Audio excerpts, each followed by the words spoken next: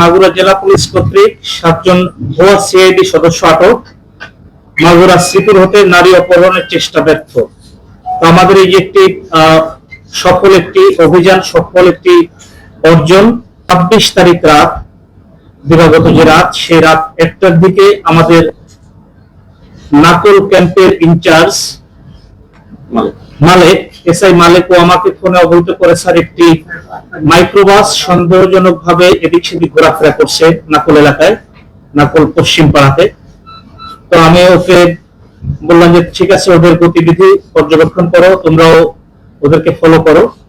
আর পাশাপাশি আমাদের অতিরিক্ত police super crime and operations থান্ডার খায়রুল হাসানকে আমি নির্দেশনা দিই সেখানে যাওয়ার জন্য।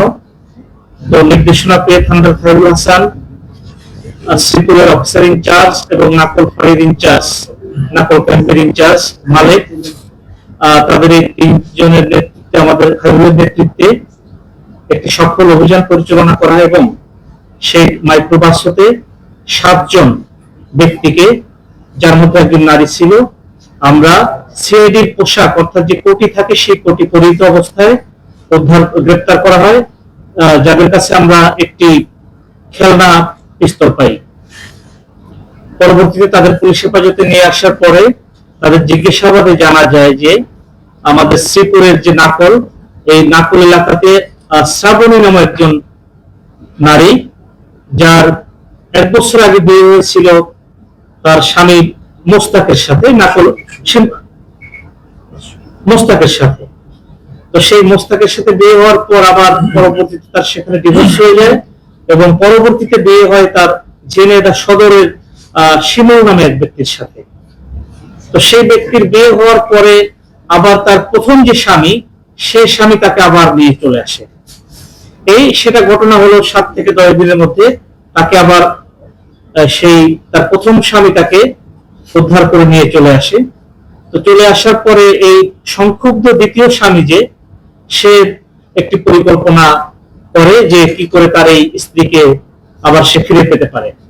তো তারই ধারাবাহিকতায় সে এই যে 7 জনকে গ্রেপ্তার করেছি আমরা, এই 7 জনের সাথে একটি চুক্তিতে আবদ্ধ হয় যে তার স্ত্রীকে তারা ফিরে নিয়ে এনে দিবে, অপহরণ করে তার কাছে ফিরাই দিবে।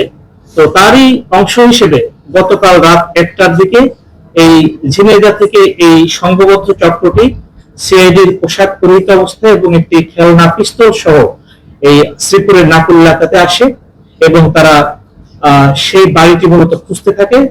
তো সেই অর্থাৎ সেই যে নারী শ্রাবণী, তাকে অপহরণ করার প্রস্তুতি নিতে থাকে। তারই মধ্যে পুলিশ তাকে গ্রেপ্তার করে সেই গাড়ি সহ আমাদের থানা এলাকায় নিয়ে আসে। তো এটি আমাদের জন্য একটি বড় সফলতা বলবো, মাগুরা জেলা পুলিশের জন্য। আমাদের অতিরিক্ত পুলিশ সুপার থান্ডার খায়রুল হাসান ওর নেতৃত্বে যে সকল অভিযানটা হয়েছে, এবং আমরা আশা করছি যে এদেরকে আইনের আওতায় নিয়ে আসবো আমরা যথাযথ প্রয়োগের মাধ্যমে। এই চক্রের যারা আসামি তাদের পিসিপির আমরা যাচাই করেছি, এর মধ্যে বিভিন্ন মার্ডার রয়েছে, খুনি রয়েছে। এদের বাড়ি কিন্তু বিভিন্ন জায়গায়, আপনার ঝিনাইদহে আছেন, তারপরে পুরুঙ্গামারি কুড়িগ্রামে আছেন, এরকম করে বিভিন্ন জায়গা থেকে এরা এই যে যারা এই জাতীয় অপহরণ চক্রের সাথে জড়িত, তারা কিন্তু এই চক্রের সদস্য।